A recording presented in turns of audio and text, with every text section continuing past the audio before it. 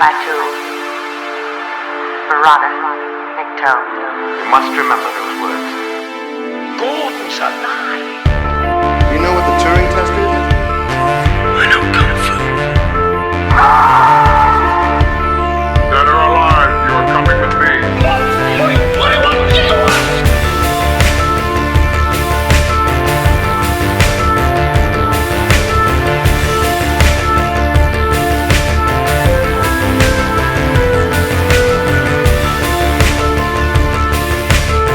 My God, it's full of stars. Ladies and gentlemen, welcome back to Stories Out of Time and Space. I'm your regular host, Scott Weatherly, and as always, I'm joined by Julian Darius. Julian, how are you doing? You okay? Well, I was okay until I watched this film, but please don't call me Julian. I prefer my stage name, DJ Trauma. Yes, I believe you are sort of coming to me from the hell dimension. Yes, otherwise known as the United States of Trump. That is true. We're not much better, the United Kingdom of Boris. But yes, we are today going to be talking about the 1997 film Event Horizon, or as I like to call it, Clive Barker's Solaris. This is an unusual film that has a bit of quite a legacy, and obviously there are rumours, and we will talk about things like the alluded to director's cut. And some of the things I learnt doing some bit of research for this film is some of the things that you do get to see in this and who was actually used in those scenes of the crew in the hellscape. We will get to that. It was one of those moments when you're reading something, you just go, oh, fair enough. That makes sense? Yeah. Well, I'm looking forward to that. I don't know that stuff.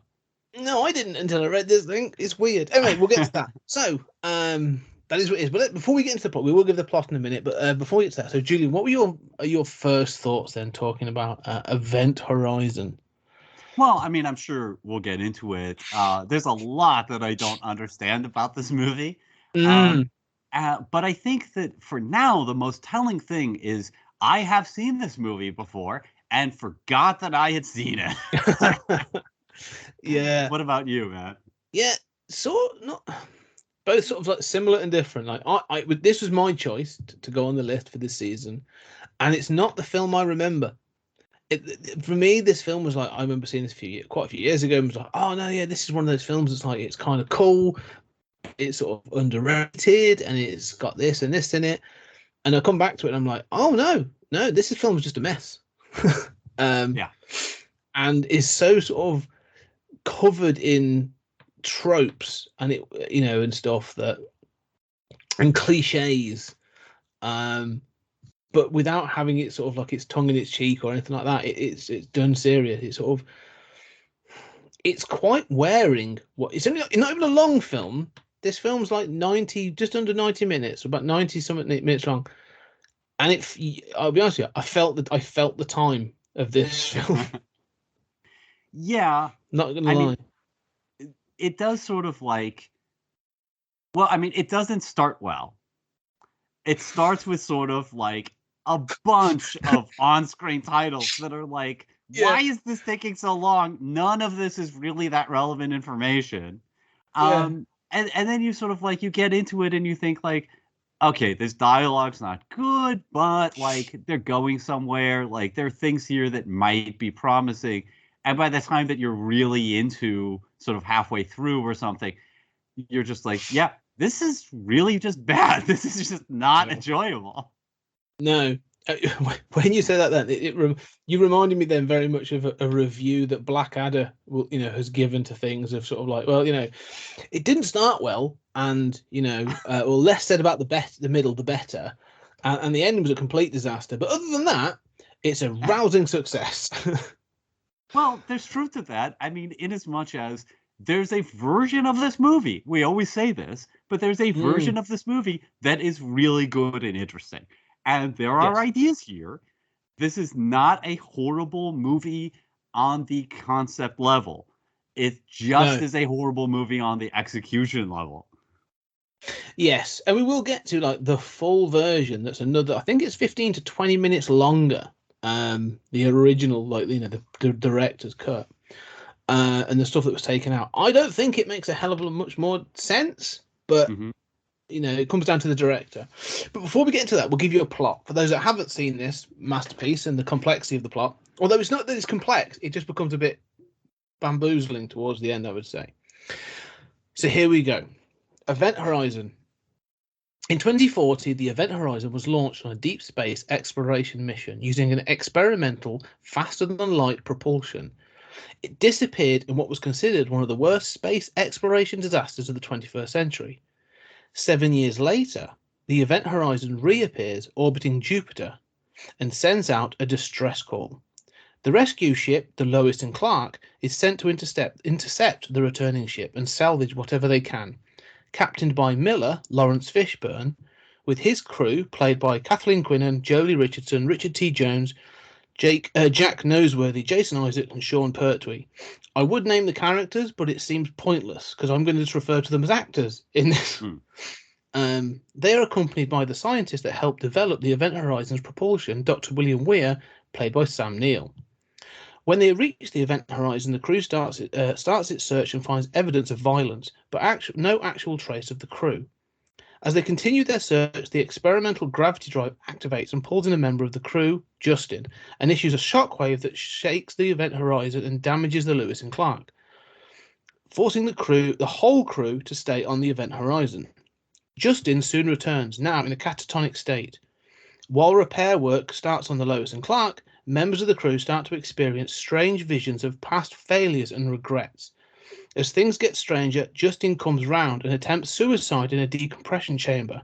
He is saved by Miller, but is critically injured. As the crew attempt to find out what has been happening, they discover a video which shows the original crew of the Event Horizon before the gravity drive was started. They are celebratory and excited. The video then cuts to some time after the drive had been engaged, and they are now engaged in an orgy of sex and mutilation. Panicked, the crew of the Lois and Clark work faster to get their ship fixed and escape. However, Dr. Weir has been having visions of his wife, who committed suicide several years before, and has been giving more information about the ship. This, combined with what they learned from studying the video, they're able to ascertain that the gravity drive opened a gateway to a hellish dimension and drove the crew to commit the violent acts seen on the video. In addition to this, the ship itself has gained a level of sentience and is now working its way through the crew. Miller decides to destroy the Event Horizon, but Weir, now possessed by the ship, has other plans. He wants to reactivate the drive and return to the Hell Dimension. This is where it gets really convoluted in a one paragraph. Now He successfully destroys the Lois and Clark with explosives, but during the fight on the bridge, Weir is shot into space and killed. While Miller attempts to separate the Event Horizon so they can return to Earth, he is attacked by an apparition which changes into Weir.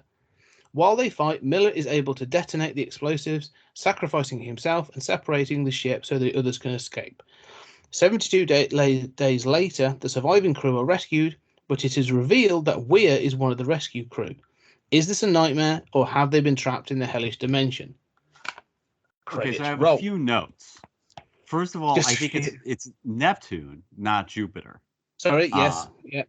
But that's the only factual note. I mean, the other thing I'd say is, like, it's not clear to me at all that the ship really is sentient, despite these comments of, like, the ship is. I mean, it seems like they just went into the Hell Dimension and it's clearly, like, sort of possessing Weir, but this is something they talk about, but there's never any evidence for.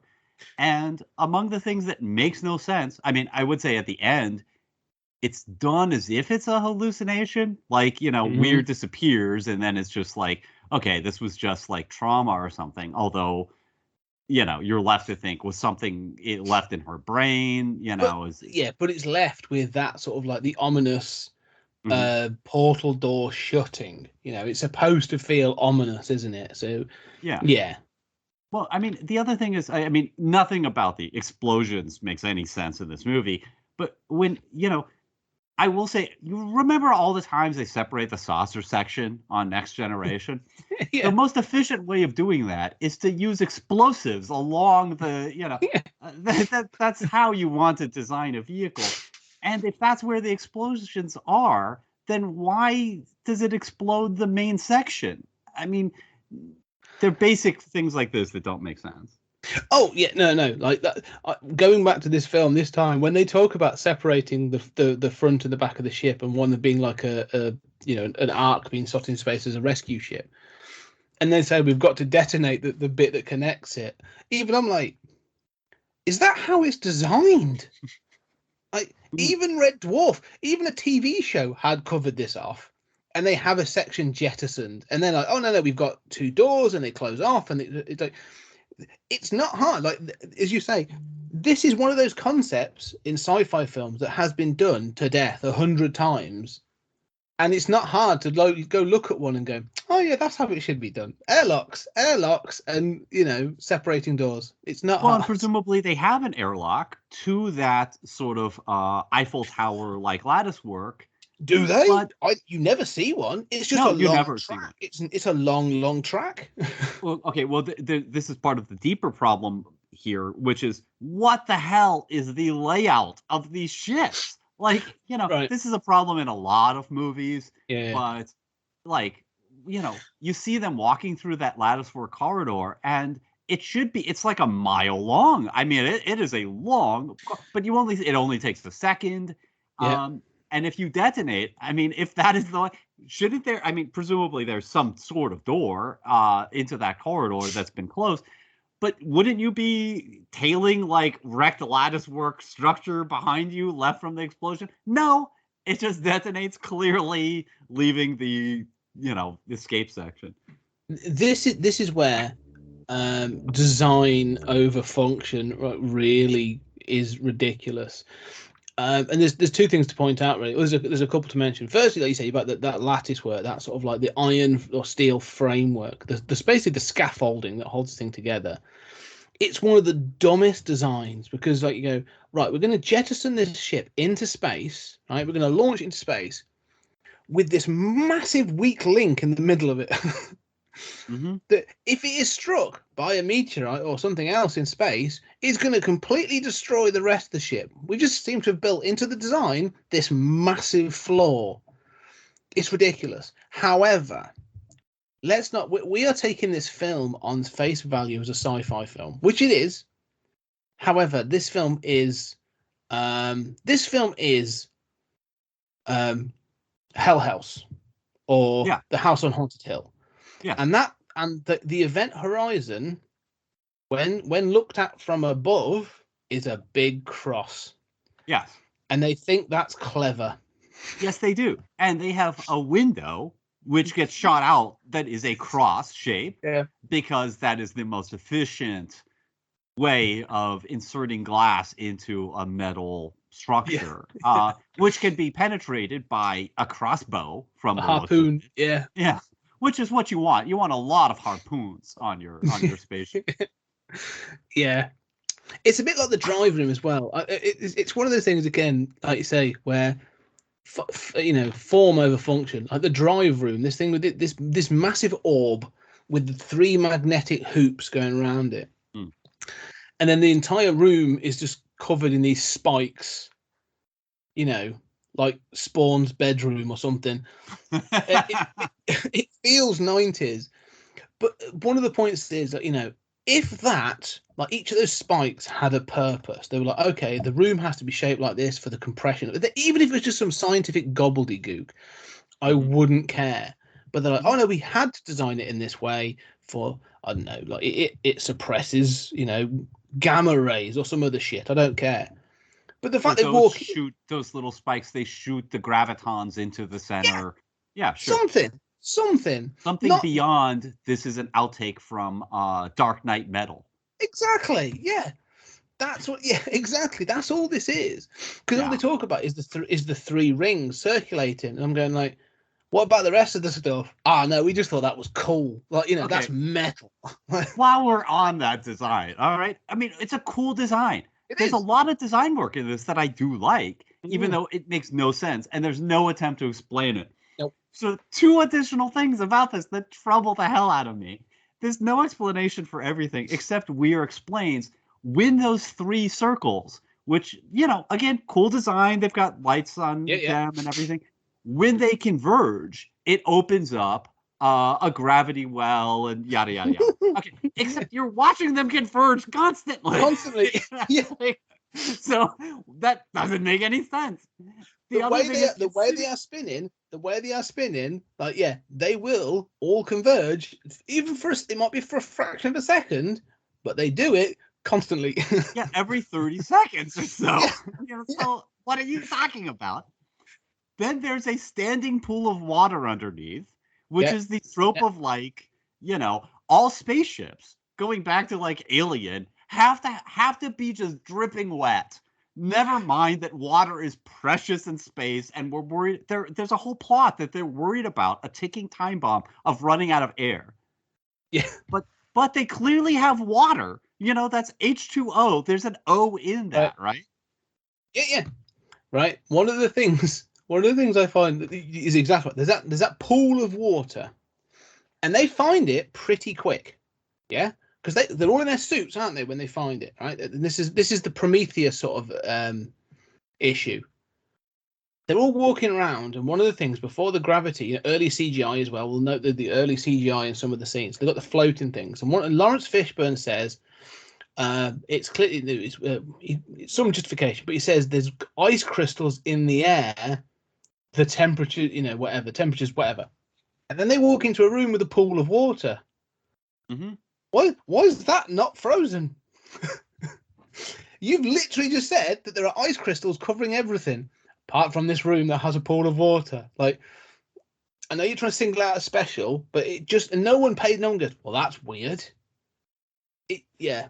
Yeah, well, there's no explanation for the spikes. There's no explanation for these things converging. And, it's not like a line of dialogue that says, like, it runs hot would be able to, but they can't be bothered with that.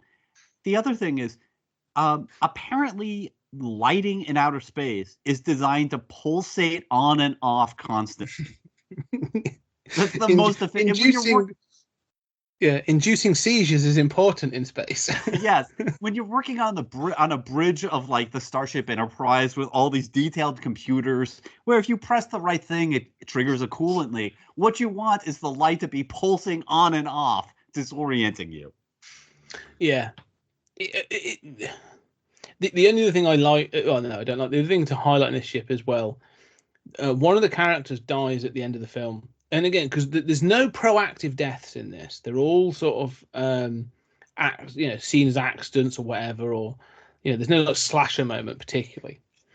But one of the female crew members, she's pining after her son, who is left back on Earth with her ex-husband and all this other stuff.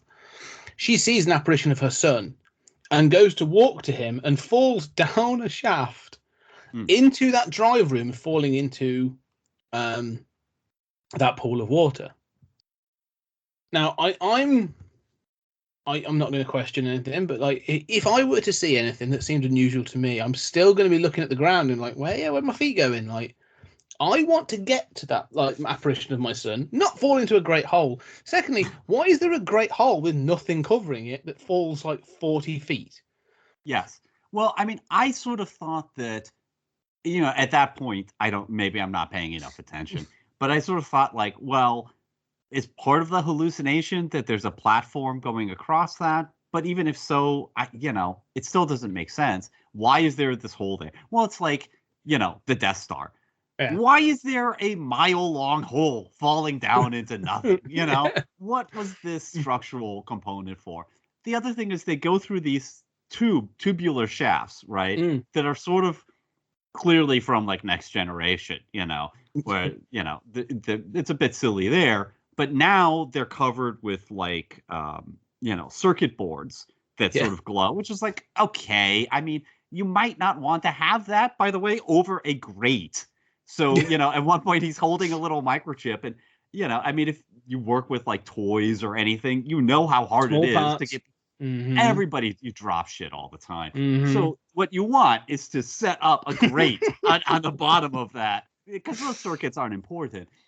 But she's going through those shafts, and Mm. at no point do you see, like, she's somehow ascended like 100 feet into the air to then fall down this well. So when she falls down, it's like, where did that hole come from? Why is she now over the room that she just Yeah. left? Yeah. Yeah. The logistics of this film are questionable at best. It's all very.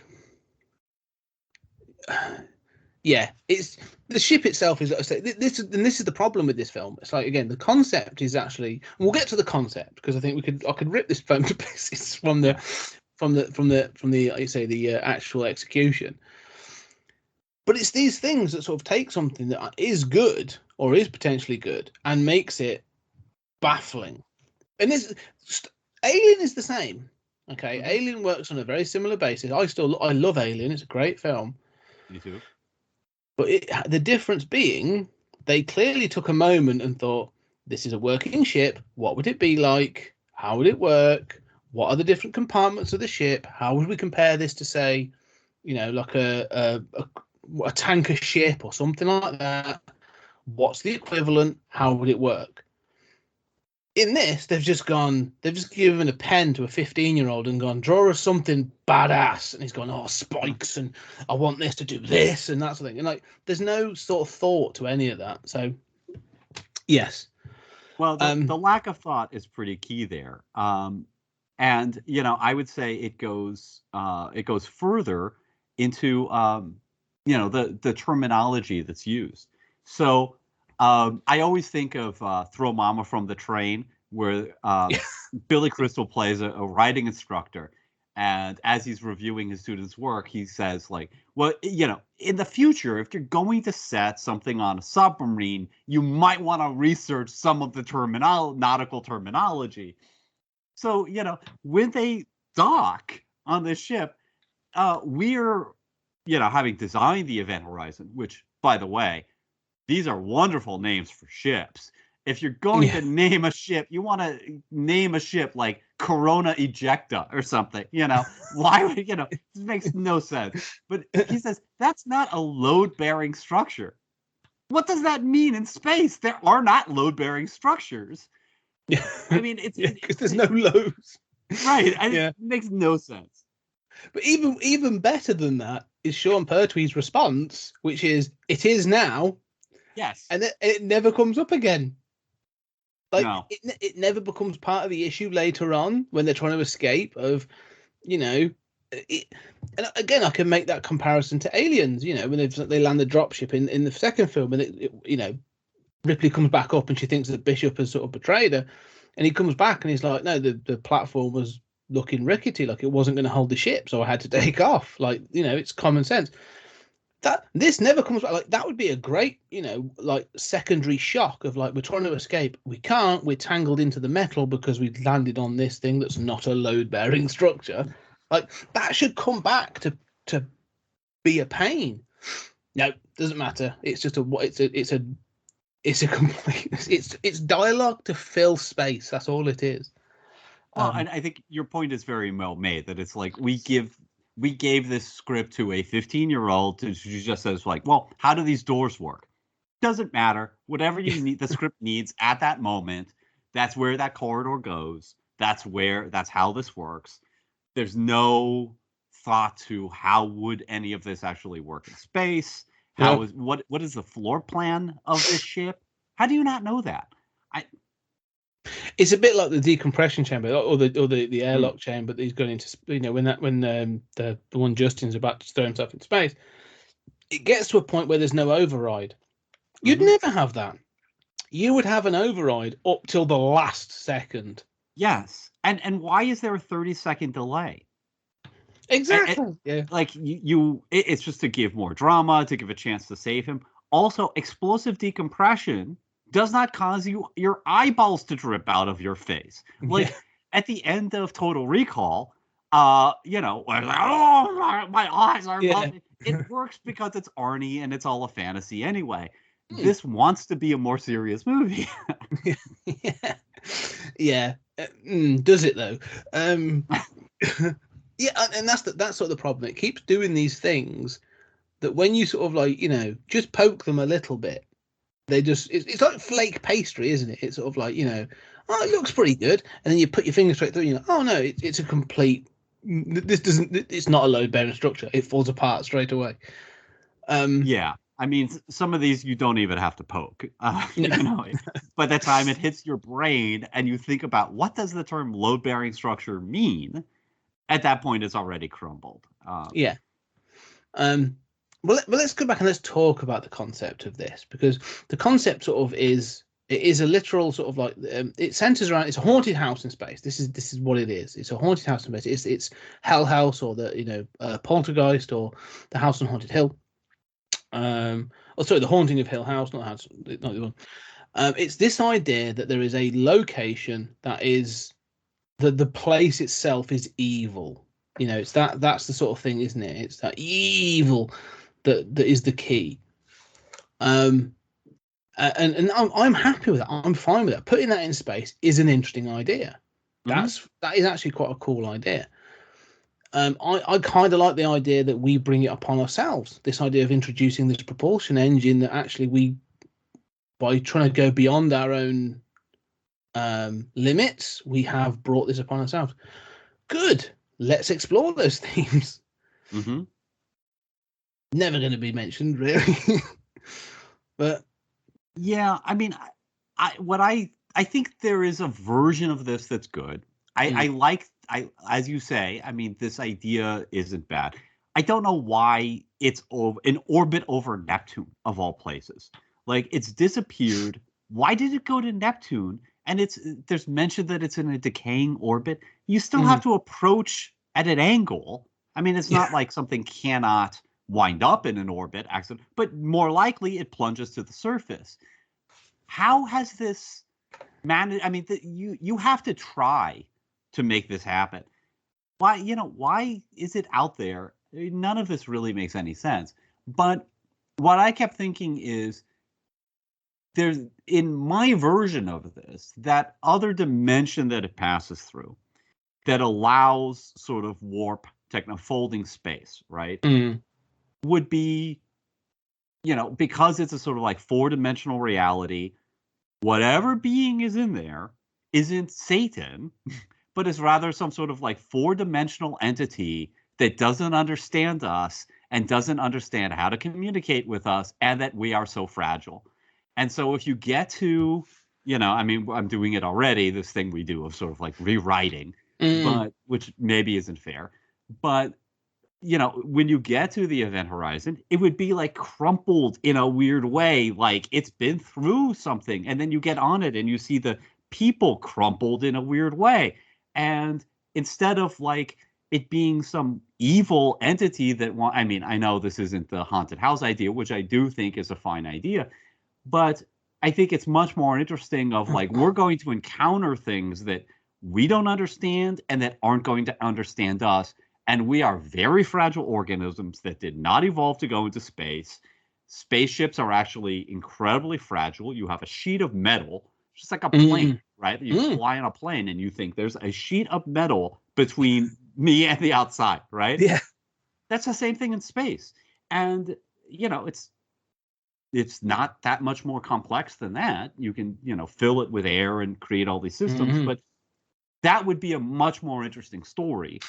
I can live with it being demonic and hellish, but that's less interesting to me.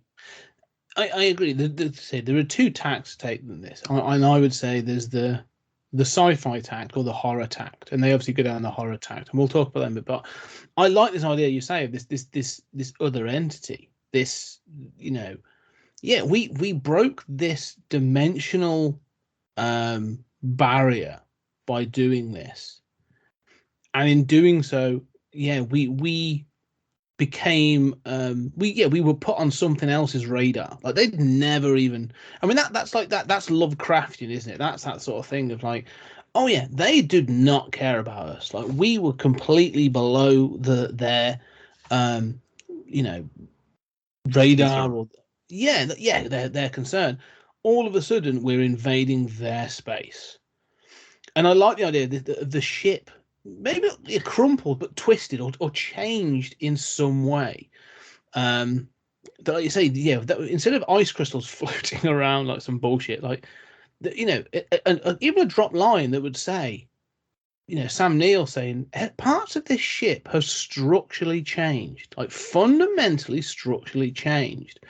Like these rooms aren't in the same place as they were when we launched the ship. Like as if like the thing's been taken apart and put back together, but slightly wrong. Yeah, Like, that would be fascinating. You just have like these crumpled rooms where somebody goes through a door and they're back where they started, or they're back, on the other end of the ship, and it's like this is non-Euclidean in some weird way. Yeah, like the physics of the ship, the sort of is all, and that then makes the idea of that thing of separating the middle almost null and void. Like, well, yeah, you could do that, but we don't know actually if you do that, if we don't know which end of the ship you're actually on. Like physically, we don't know how the inside of this ship works anymore. But makes this a lot more interesting. And then you can start to explore sort of like you say. We'll talk about this thing about the regrets or the sort of like the past, then that's a horror trope. But have the crew, like have them be haunted by the crew that that have disappeared. Like they're seeing them, and like it's the crew that's actually coming back and messing with them, or in some way trying to communicate.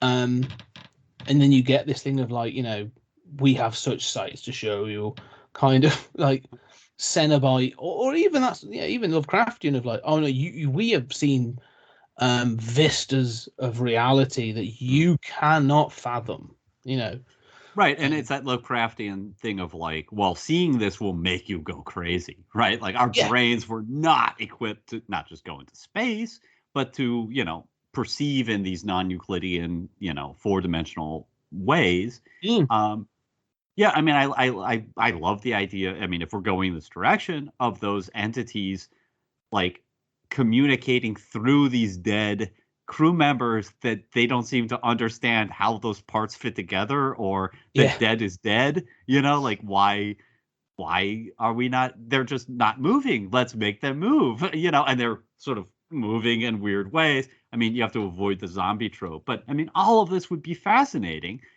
And I think that they want the idea of this being just a very Judeo-Christian hell dimension to have Lovecraftian overtones.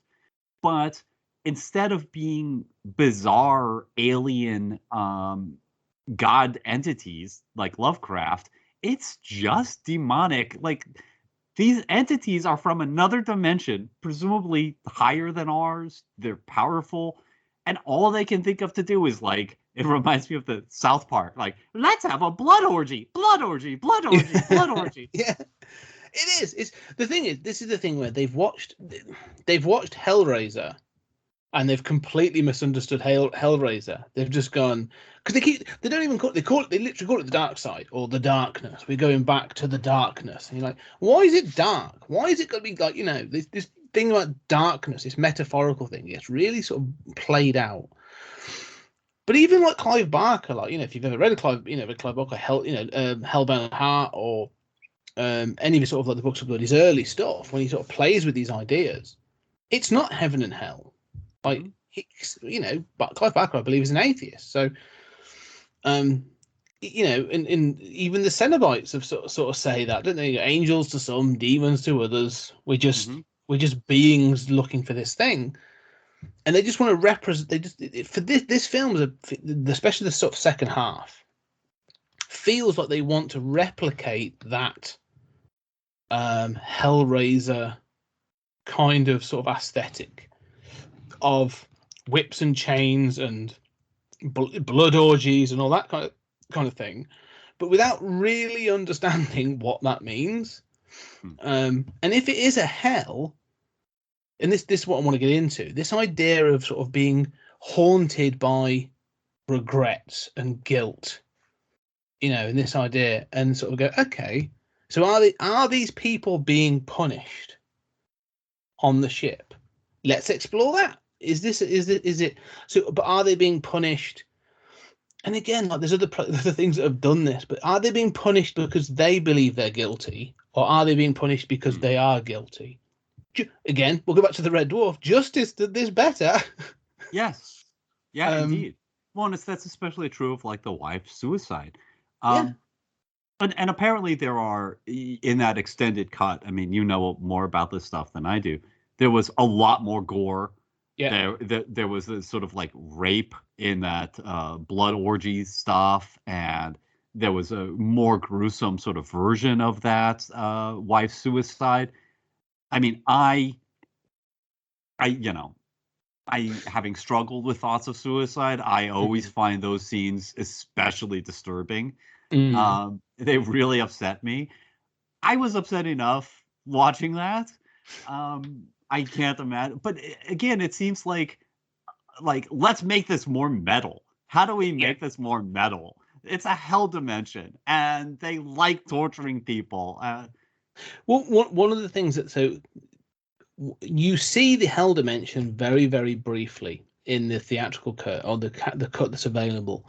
There's a moment at the end of the film when Weir has been, he's been killed and brought back by the ship. And so Sam Neill, now covered in scratches or cuts, and he's got his eyes back and whatever, he reveals all this stuff to Miller, the captain, Lawrence Fishburne. He grabs him in the head and he shows him this thing. And basically what he says is, all the people that have died on this ship aren't really dead, or their souls aren't dead. They are now trapped in this dark dimension and being tortured.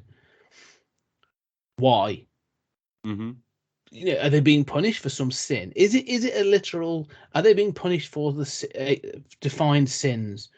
No, for their own guilt. Like, let's be honest. The woman who said, the mother who leaves her son with her ex-husband. And she says she can't get back. Yeah, that's all right. She feels bad because she can't be. It's not like she's left him in the street or like in some random home. He's with his father. And there's no comment of like, yes, but he's an alcoholic, or yes, but he beats him. No, it sounds like he's perfectly fine. Just you can't see him. And there's other things. And so I'm never entirely sure what they're being tortured for.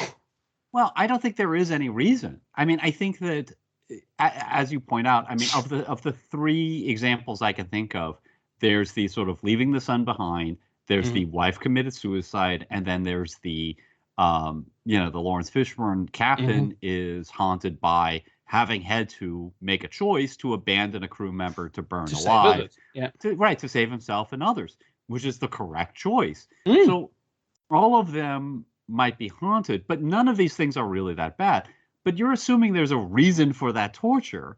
I don't think there's any reason. I just think these are demons or hellish entities that dig S&M. Then tell us that then. And there's got to be, and this is where I think this is where the gap is. They show us this dimension, and in the extended cut, there is a lot more of this. And apparently, it was shown to test audiences and the executives who have made this, and they were like, "Hell no, that's got to go. It's too excessive. You're now looking at an NC-17 rating for some of this stuff." This is the thing I learned. They used porn stars and amputees to then sort of get some of the effects. Now, I read that. Yeah, that's impressive. So that fascinates me.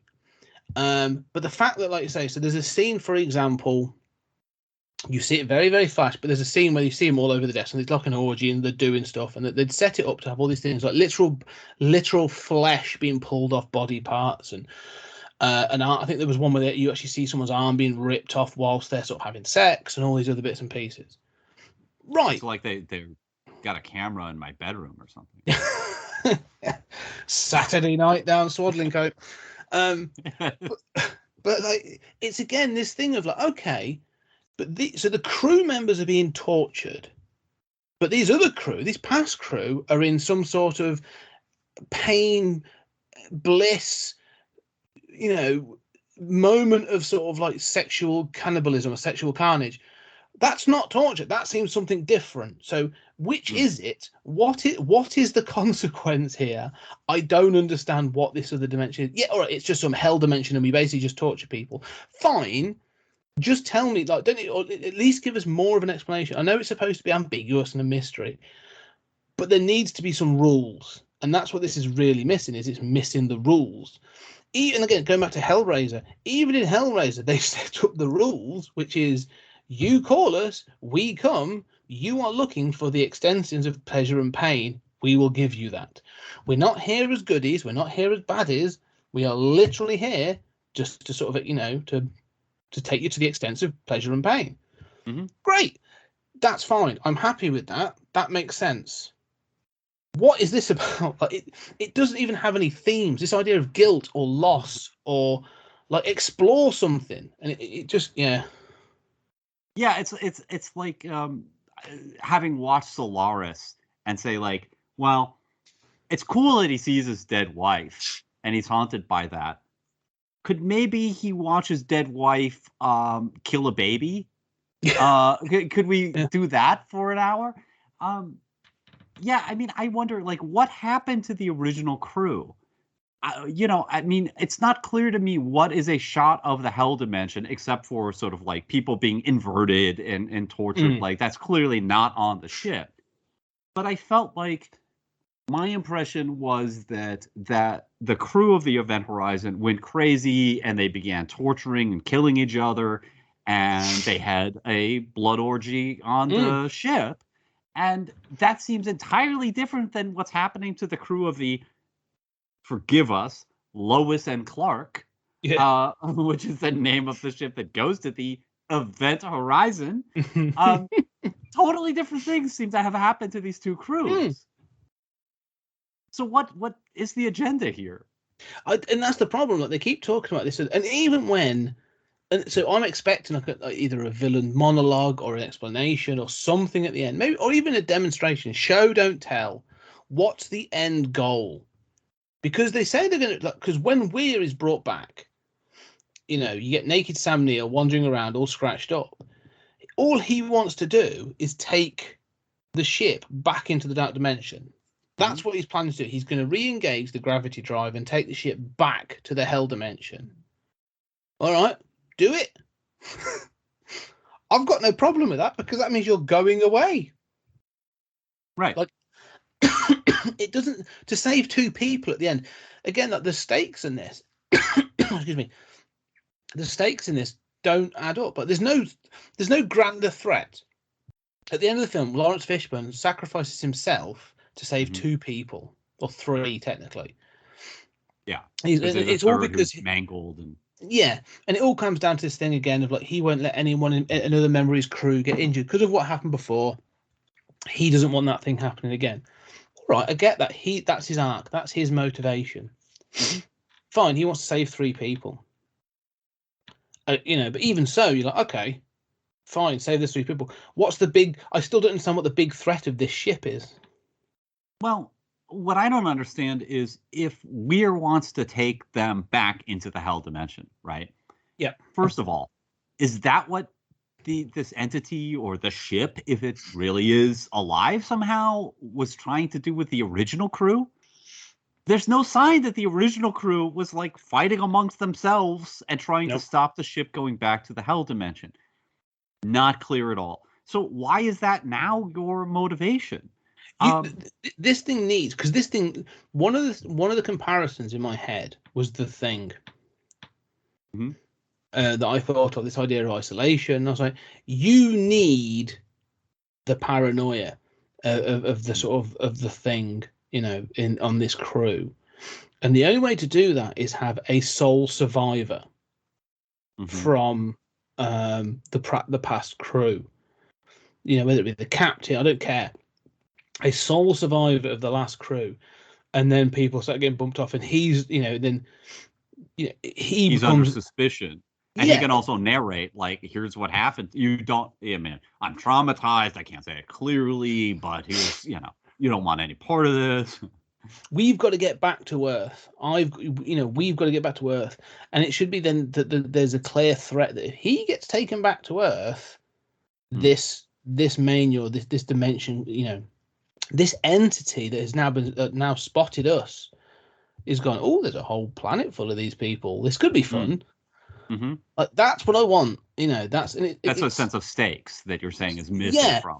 Yeah. But even within the crew, like you want that sense of paranoia, and instead of it being guilt, you could have guilt, but you could have, when you have these haunted house films, like they often try and offer you, not just the guilt, they don't want to play on your emotions, but they can offer you something positive, that sort of like, well, if you come with me, the Hellraiser thing, the sights I can show you kind of thing, like. Or even Solaris, like you can be with your dead wife again. Yeah. And that should be the Sam Neill thing. Like, you should have that conversation of like, we can bring her back. Like, we can give her to you. But then have that be twisted. Have the genie twists the wish.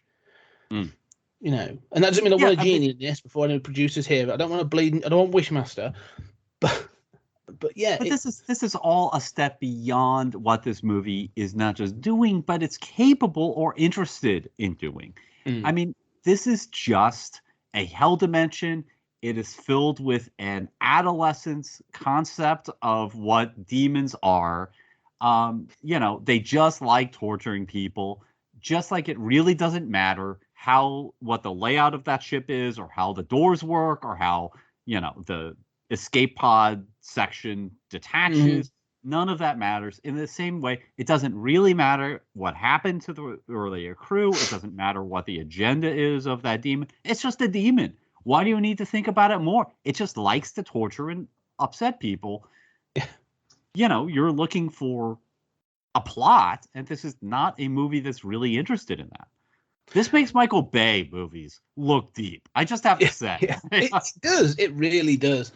And one of the things I'm most surprised about is Sam Neill being in this, because they bring Sam Neill in for that sort of like, he adds an element of gravitas. So that seemed to be his thing in the 90s, like post Jurassic Park, like, but the thing is, again, because he's not shy to do horror. Obviously, Omen 3, Possession. And also, the other film that I thought of when I was saying this is In the Mouth of Madness, the John Carpenter film, which actually explores this similar idea of an entity, sort of an external entity, like in that case through novels, which is much more of a Lovecraftian book, but explores similar things. And I'm just surprised at some point, like Sam Neill's not gone to the director or the writer and gone, I was on this film once that had had sort of some similar concepts, and I think there's some ideas we can throw in here. Yeah. Well, I mean, so sort of backing up to sort of nuts and bolts. Sam Neill is good. Lawrence Fishburne is good. I quite enjoyed both of their performances. Yeah. It is remarkable how poorly this is written at just such a basic level. The dialogue is so bad. Like, they get to Neptune, and a character says, like, Neptune, yay! Like, for no reason. Yeah. I mean, this is also, a character is named DJ Trauma. Yeah. And there's kind of like a wink, but it's not clear, like, is he really named that? Or, like, who decided that? Was that an actor's demand? Was that, how do you even understand this? There's Chop. As they approach the event horizon, there's Chop in outer space. And they're not in the orbit. They're orbiting Neptune, but they're not in the atmosphere. Why are you calling it Chop? It's mind-bogglingly stupid. And the worst example of this is Cooper, who, unfortunately, the token black member of the crew, whose dialogue, is a step away. It's like the 90s equivalent of like Step and Fetch It. His dialogue is like, golly gee, he's got to comment on everything. When he is blown away from the as it, which I'm fine with, he uses the cliche of like using his oxygen to propel him back to, which no difficulty finding the event horizon and heading back. No discussion of how much air you have. momentum. None of those things matter. But he says oh shit, I'm out here, like blown away from. Why has this always happened? Like, Why has this gotta go always back happened to on- me? Yeah, Yeah, it's it's horrible it is. It's eye-rollingly bad. It really is eye-rollingly bad. and super racist. Yeah. One of the things it made me think of, actually, another film, 'cause this film sort of kept making me think of other films. And not, like I say, it often cases better films. I'm like, oh, that's what they're going for. However, in space horror, there was a thing in the 90s of like, let's take it to space. Yeah? Space horror. Hellraiser did it with Bloodline. So there's a whole section of that in space. We won't talk about that ever. It's not good. Leprechaun did it. Leprechaun in space. And of course, we won't be talking about any of these. Just to confirm, these will not be on the show at all, ever. But Jason did it as well. Jason Voorhees, Jason X, goes to We get space. to season 12, and we're just completely out of options. We'll do the "We're sorry" season. That's the We're Sorry season. Jason X goes to space. And the one thing I would say is, and I think that's sort of maybe a year or so after this, there's characters in that, and that film is played for humor. Like they play that film for jokes, right? And it's better for it. It knows exactly how silly it is. That film does. It has like a robotic android Jason at the end and stuff. Like it knows how silly it is. Fine. But the sort of like jokey black characters in that they know are jokey black characters are the equivalent of the serious black characters in this film. Yes. And that's the problem when you're like, oh, you're in a scary movie. Like you're in a different film to what, like Lawrence Fishburne, they've clearly gone, oh, you bring gravitas. Like you've Yes. got that sort of thing. Sam Neill, you'd bring that. Right. Now we've got the serious black character. We need the street black character, even though this is supposed to be 2047 and he's a professional sort of, it's all very bizarre. Well, that's another point, which is sort of what are the qualifications of anybody on the ship right away when you see the crew of the Lois and Clark. My first thought is like, this is the most unprofessional crew imaginable. I mean, they're interrupting each other with nonstop. They're immature. What was their training? What are their backgrounds? It's described at one point early on as a rescue ship. They are a rescue ship, which is why they have 2 medical staff on board. But they don't seem to have any sort of like anyone that's sort of like, oh, okay, well, we need in space because it's a rescue mission. We're going to need a structural engineer. We're going to need, very specific skills. This isn't turning up to a car crash or, a burning building. This isn't that kind of thing. This is a space rescue mission. You are going to need very specific skill sets to do some of this stuff. And yeah, it's completely lacking. One of the films, again, all these space films, Alien Resurrection came to mind again, of this thing of like, we're basically going to just bang these people together and say they're on a spaceship and it's going to work. Like, it was a thing in the 90s. I blame Aliens. I honestly blame Aliens in 85. Like, it came from that. It built from that. But then it gets to the point where they're like, yeah, we've just got this ragtag crew that don't need to have qualifications, and the ship's always barely holding together, but they always pull it out of the bag. And you're like, yeah, it just doesn't work.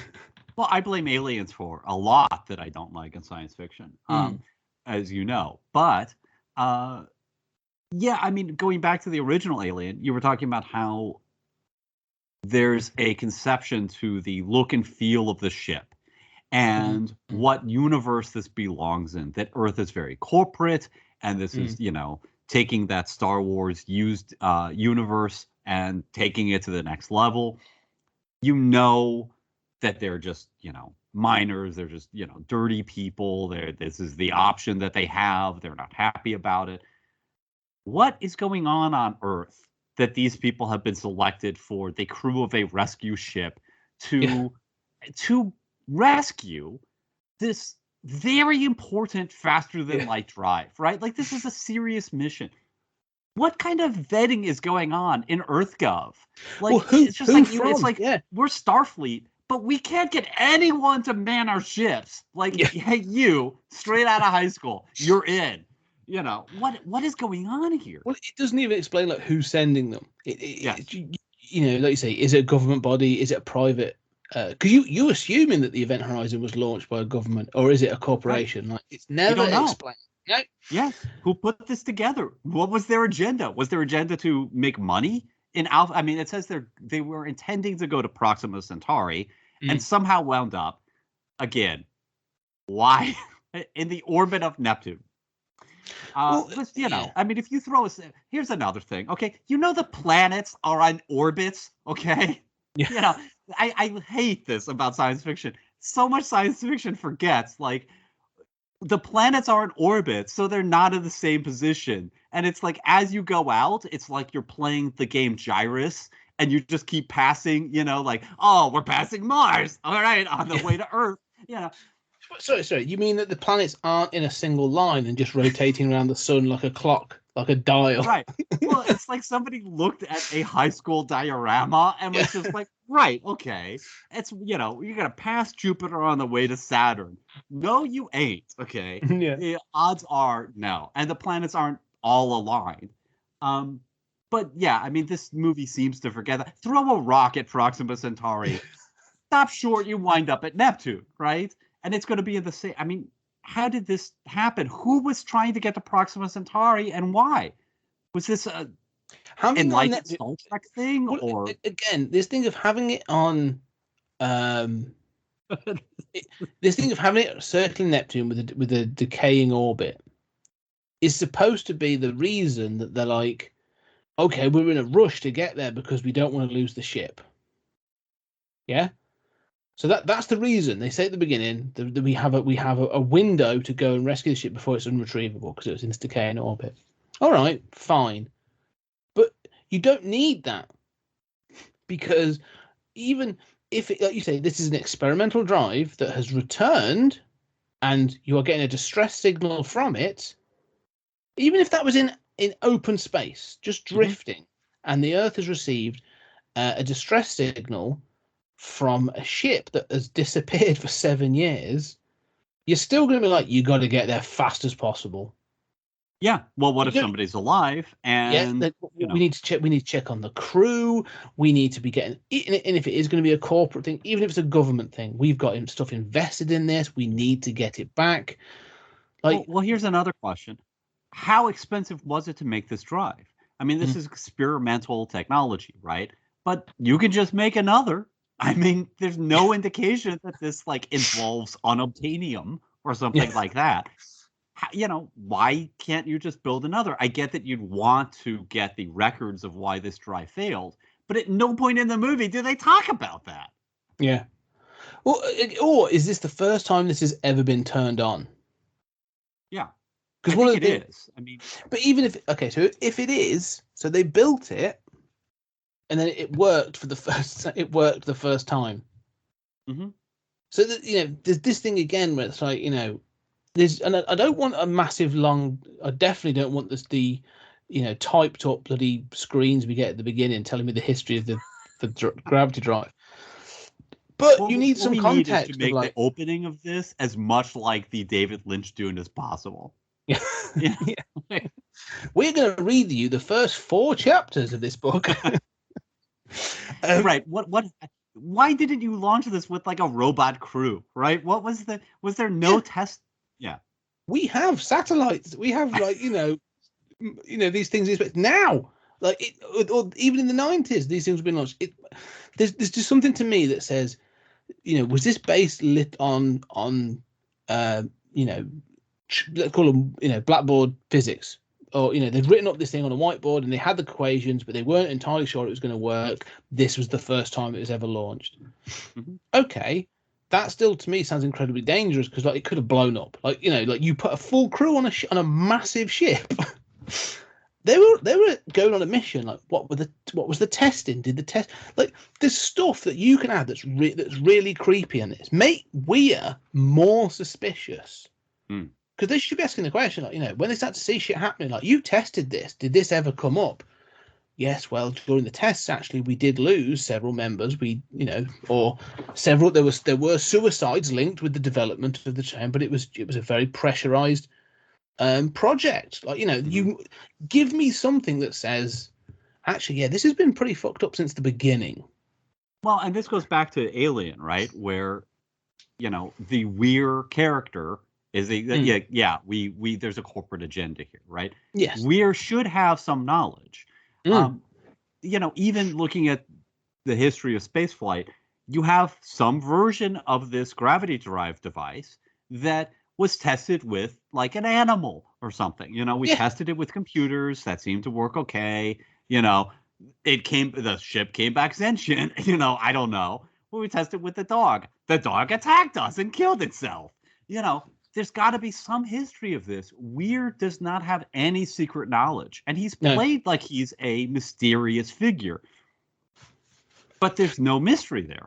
Well, they keep doing it, don't they? And again, I was looking for, when I was looking for these descriptions of like the scenes that are missing, I was looking for, are there scenes of Sam Neill doing things that are suspicious, like that thing of like the bishop or the Ash from Alien, like doing suspicious things, going off to look at a circuitry, going off to collect data, doing something that makes you think they know something more than they do. There doesn't appear to be any of that. Right. It's all about boobs and blood, and that's all it seems to be boiled down to. Because it's not metal enough to actually provide a decent plot. And this is where you say, like, I think honestly, again, like the concept here is there's a really good film in this, and it could be just as brutal, and it can be just as if you want it to be really gory. You can have it in this idea, get rid of the drop the pseudo Christianity bullshit, but like if you want to have this idea of sort of like demon and this hellish dimension, fine, but let's not don't give it the religious bullshit. Just give it evilness, but give it a purpose, and you could put a real structure around this. Or if you want to keep, look, playing devil's advocate, so to speak, and I'm thinking of that film. If you want to keep the religious bullshit, okay, has some implication that this entity from this hell dimension is what humans decided was Satan. Has been influencing, human history in some way. Is right there at the edge of our consciousness somehow. Something beyond just. I guess there's a dimension that, is very Judeo-Christian and also late interpretations of Judeo-Christianity, right? That just happens to correlate with that. It's the least interesting of all possible choices. Yeah. But even with the least interesting possible, you could do more with this film. And like you say, it seems it fails on some of the most basic core concepts of even the films that it's using, or the plots it's using as a reference point. So, The Haunting of Hill House. You go to the book or the original film.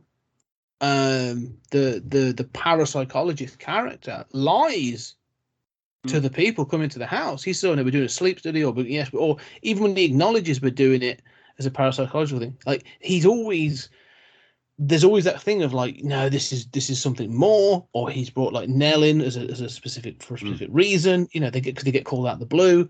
Like, you need that. Why was this crew? Why was this crew chosen? Yeah. Well, maybe it's like even they should say like, look, we know we aren't the best crew. This is an important. One of them should question this. Right. Like, yes. We're not the best crew. Like, hands up. Why I didn't sign up for this. Yeah, here's what I did sign up for. Yeah. Nobody says that. Yeah. Or like even like this is above our pay grade.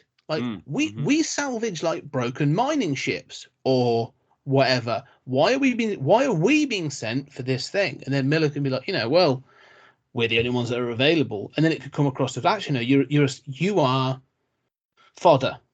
You're expendable. You're expendable. Chosen for being expendable. We're sending you because we don't know what's out there, and before we send the real crew, we're sending you first. Like, there's a backup crew sat in orbit around the other side of Neptune. I don't care. Figure something out.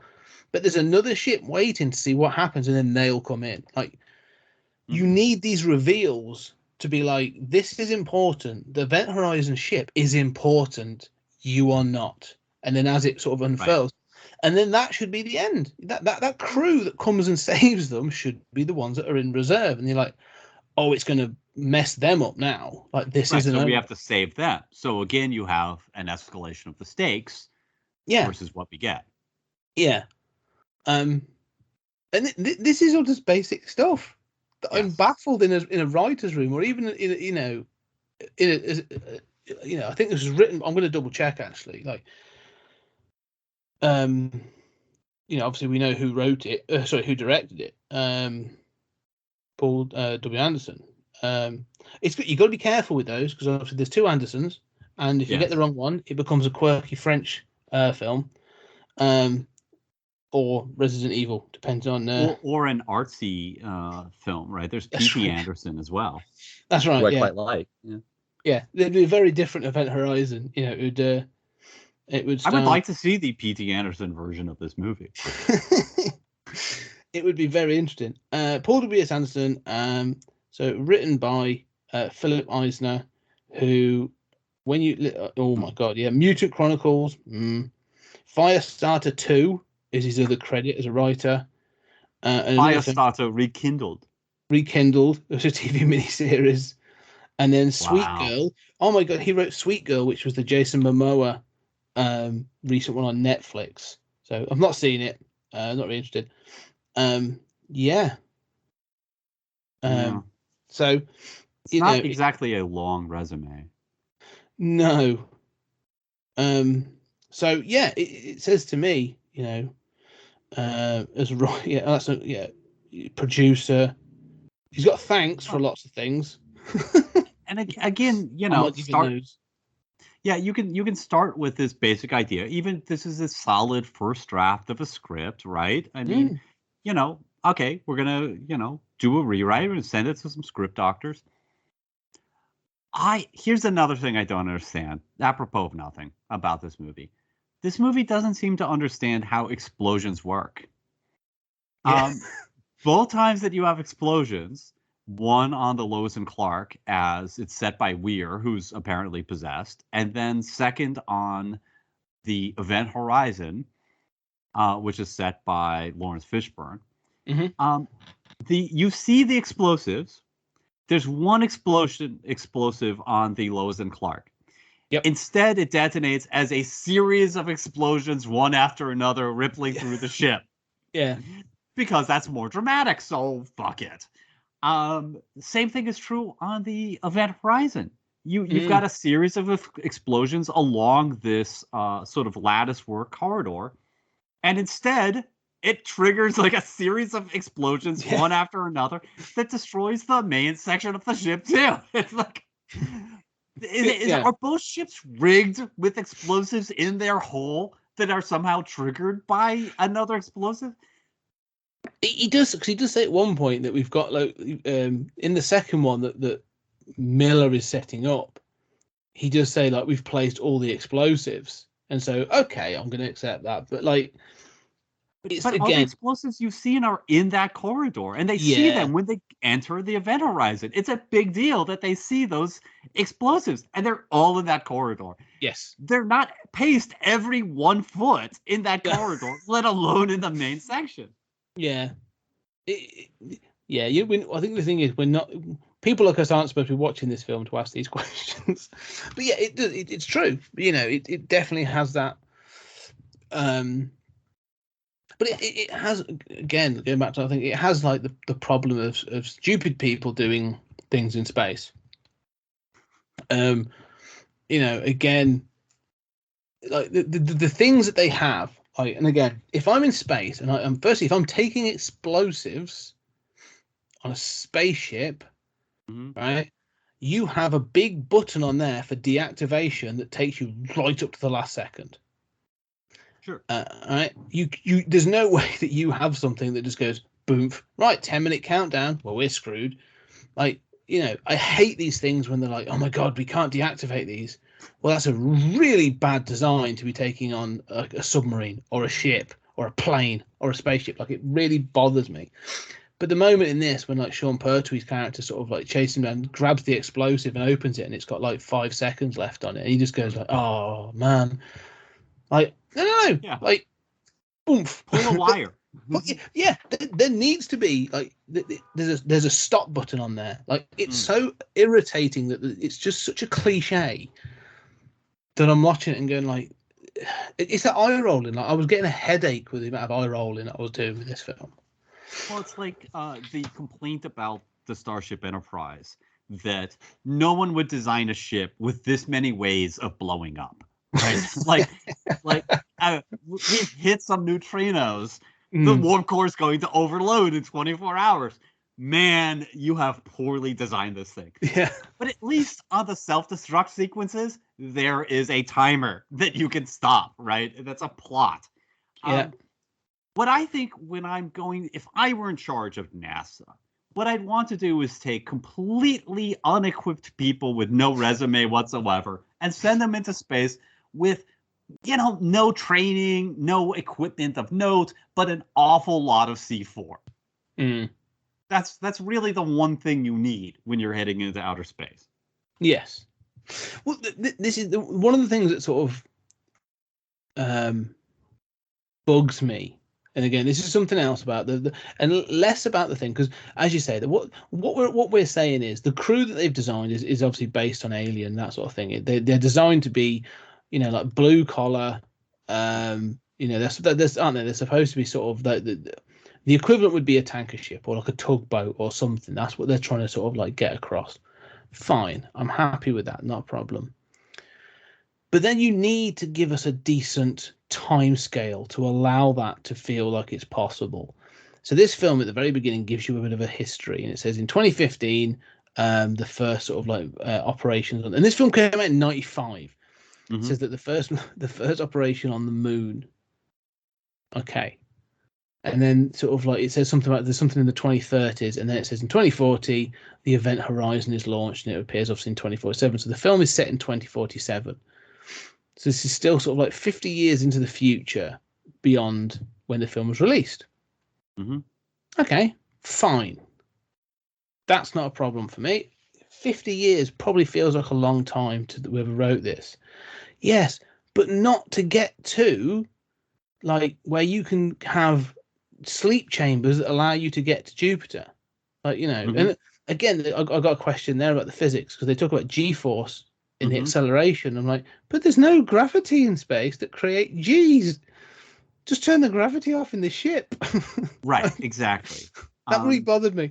But sorry, the point was making, like, if they were like, this film was 150 years into the future, fine. I'm probably a bit more going to be like, okay, they've got to the point in the 150 years where, we're so used to it that it has become a little bit, like say we've got blue collar workers working on these ships and they're working shifts and all these other things. Like, they'll be more willing to accept that.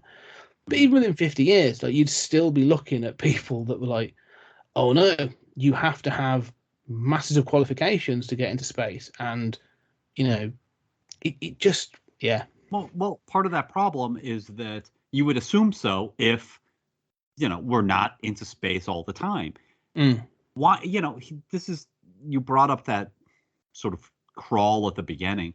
Why would you bother to tell us and then, hold on the screen 2015, why would you bother to tell us about establishing a moon base without showing us anything about what Earth is like? We can't imagine, like, how much have we colonized or have any awareness of the rest of the solar system? What is the technology like? What is this program like? We don't know any of that.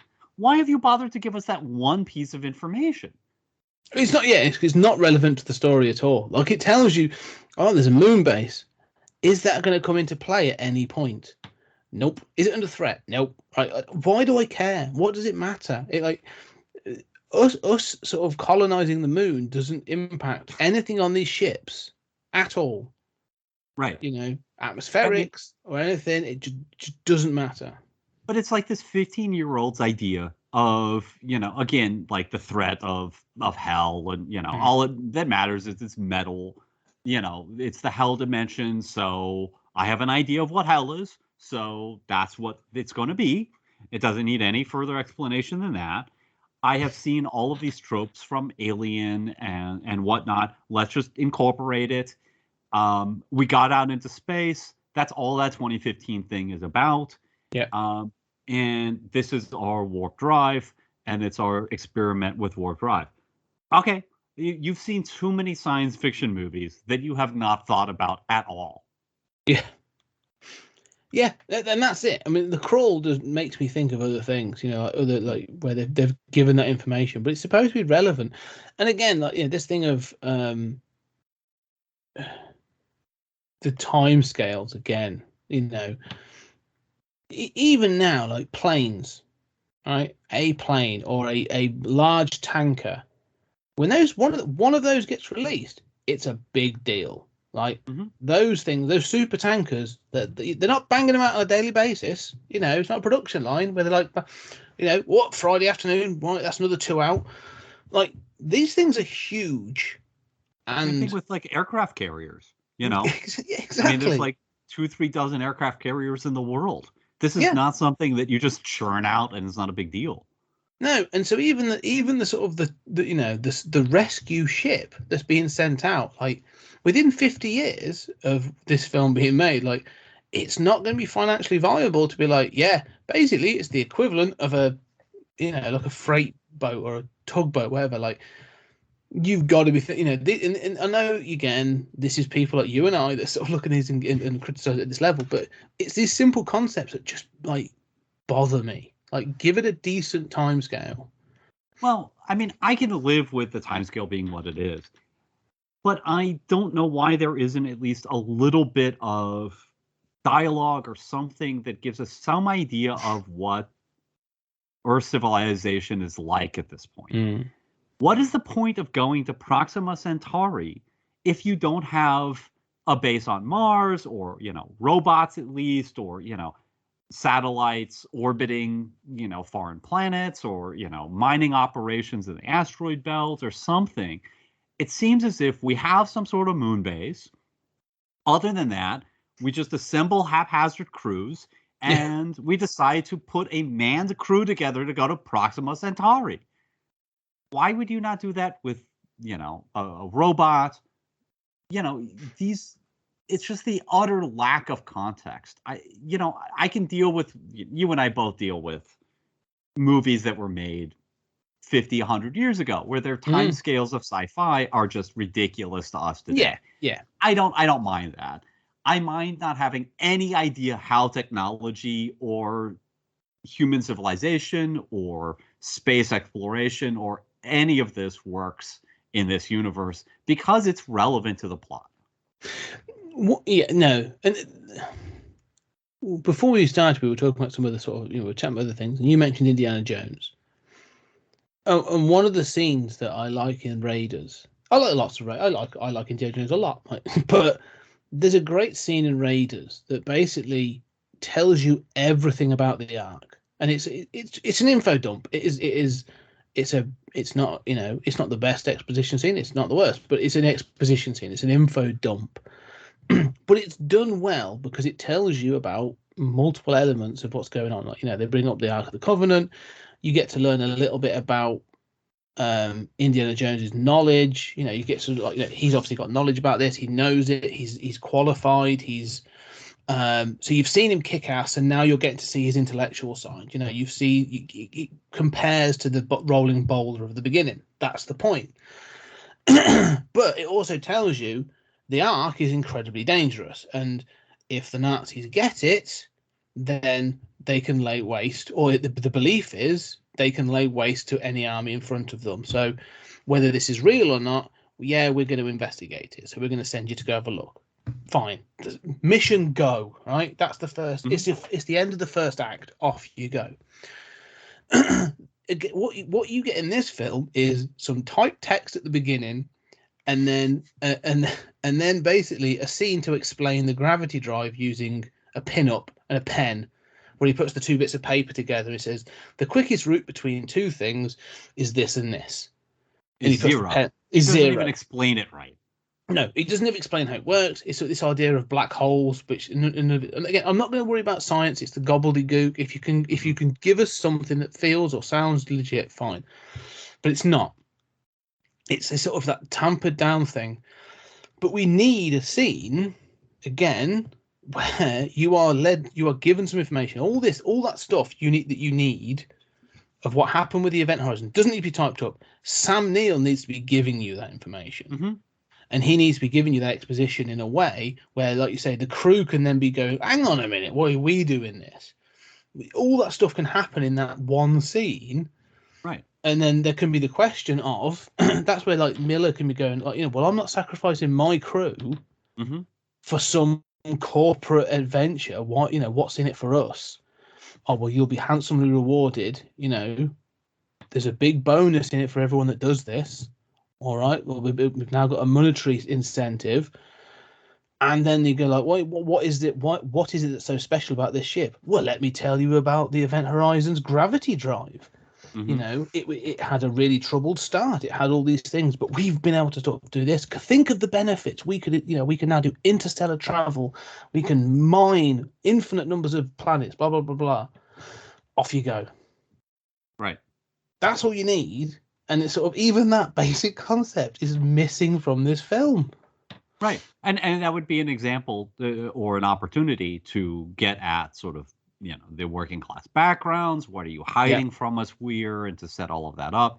Make him the other. Exactly. Make him he's the intellectual. He's the scientist. He's the corporate representative. He's the Burke, of Aliens, or the Ash of Alien. Like, if you want to keep that narrative. But loads of other films do it. It always happens. The character that can't be trusted. Well, and you find out that the captain, Lawrence Fishburne, when he lost this friend, or this crew member, who he let burn up, it was on board like the Goliath or something. What was that? Yeah. Where was that? Is that a mining ship? Is that a Star Trek Federation ship that's just still operating in our solar system because we don't have warp drive? I mean, apparently there are these other ships that he's served on. Yeah. But, how was this crew assembled for this rescue ship with people who are so unprofessional? I mean, I don't know how to square any of this. And we're clearly not supposed to think about it because we're supposed to say, that's badass, he's bleeding from his eyes. Yes, exactly. And that's probably what they were saying on set. Oh, that's badass. He's bleeding from his eyes. That's a health and safety violation. Please look at set. It feels there's so many times in this film where I'm thinking, again, it would be tropes. And it shows how bog standard this film actually is, where I'm like, okay, medical officer played by Kathleen Quinlan has conversation with captain about this. So that's where that is addressed. You're acting strange, Captain. Let's talk about the Goliath. He then gives the story about it, which he does in the film, but give it this thing, give it the gravitas, give it a bit of a moment. Like, all these things can be played out. They're all tropes. They've all done it 100 times elsewhere. But I don't think this film is clever enough to be thinking like, oh no, we want to go against the tropes. Well, if you do something else, but you've still got to replace those beats with something else. Right, it's got to make sense as a story and as a context. I mean, it's not just Alien, and Aliens. I mean, I like Alien Covenant. I think it's quite solid. And there is this trope of sort of we're being injected onto my ship, and I'm the captain, and this sort of command structure, right? Well, that's actually important to this film at multiple points at which Weir and the captain disagree. Who has operational authority? Yeah. Nobody, Weir at no point. I mean, they have these arguments, and it just seems like, again, it's like somebody's watching those movies and they're like, the argument is what's important. Yeah. Well, what is your assignment? It's like EarthGov has put me in charge of this operation, Captain. That's never said. How does this hierarchy work? That's said in every Alien movie. Mm-hmm. It's like, again, somebody's just watched that and said it's the argument that matters. The structure, the reason for it, what that's, that what is the correct answer, right? Is the captain contravening his orders by saying, I don't care what your damn orders are, I'm not putting the ship and my crew at risk. Throw me in prison when I bring everyone back to Earth safely. None of that dialogue occurs. Instead, they just stare at each other menacingly. Yeah. It's not just any alien ship, like any military film. You have a war film where modern ones would be, okay, we've got this CIA operative, this G-man, this government spook. He's leading this mission, and there's that then thing there. Well, I'm not risking my men for you and your subversive espionage. We're soldiers. We face our enemies face to face and all this other bullshit. Like, yeah, it happens in all this. It's a massive cliche. But if it's a cliche, it means it sort of needs to happen at some point if you're setting it up. Well, it's a cliche for a reason. And Yeah. the reason is because you have to establish what characters' relationships are to each other. And if you're on an operation, who's in charge of it? What is the proper chain of command? How does any of this work? Yes, these are the cliched answers to that. But if you want to break the cliche, you have to offer an alternate explanation. Or even if that's just gestured at, so the audience doesn't feel like, golly, I have no idea how any of this works, and you don't seem to care. But if you really wanted to do, again, the second half of this film, the introduction, or let's say the opening of the gate for the hell dimension, whatever that is, could easily be a turning point. Like, up until then, you could set everything up, and you could still do it well. Just because it's cliche doesn't mean you can't do it well. Like, you can do things well and have a really solid first half, and you build up tension, you can build up those relationships, make everybody a suspect for certain things, like everybody's got a motivation for whatever's going to happen, and then you introduce the opening of the hell thing, and then you can, if you're clever enough, you can start to turn things on their head. That's when you can be like, okay, now I'm going to start to twist some of these relationships. Like, people are being possessed by being corrupted by this thing that's the ship or the hell dimension or whatever. Right? Start to have those things happen. Like, people are starting to explore their deeper, darker desires. So you can do things to start. The character that you thought was the happy-go-lucky medic all of a sudden, starts to do some twisted things. I don't know, like there's ways of you to go, hang on a minute, everything we've been told, is it just what people are presenting of themselves? And you could do a great film that explores that, the sort of the masks that people wear when they're part of work, sort of like, but there's always the real you hiding behind. Well, and I think you got to this earlier, but what I don't understand is if this really is a haunted house in space, which is a perfectly serviceable idea, it does not actually present as that at all. I mean, you were bringing up like, sort of like other agendas and stuff. But, to me, okay, so let's say you're writing the haunted house in space and you want to say like, okay, the house is alive or it wants to kill us or whatever.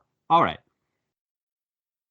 So you should have characters seeing other, dead crew members and saying like, well, I saw one. Yeah, well, we can't find any life signs. There's no one there. Well, I saw this crew member. Somebody's still alive on the ship. There's nothing like that. There's nothing creepy about this. It's not a haunted house. It's just, Satan lives in another dimension and he likes blood orgies. I mean, it seems to me that all of that suspense of a proper haunted house story is utterly missing. Yes, I agree, devoid of it. And I think that is a massive because it is the setup is totally haunted house. Like, that's what they're going for. Like, even in the architecture, everything is gothic. They're looking to give you a gothic environment. Like, they want you to go like, this is it's a gothic manor in space. Yeah, so they want that aesthetic, so they want you to have that. You say that the suspense is missing. Oh, it's missing, That doesn't mean they're not trying for it. Because they'll have things like when she sees the medic sees that her son for the first time on the table, like he's covered, isn't he, in that sheet, and it's sort of glowing, and she pulls it off, and there's her son, and he's got these lesions or cuts on his legs, and then he disappears. Like they want to have those moments, and there's obviously the one with the burning crew member, and Sam Neill sees his wife turn up in some of those sort of like those let's call them Jeffrey tubes or whatever you want to call them, you know, those sort of those tunnels. They have them, but they are done without any.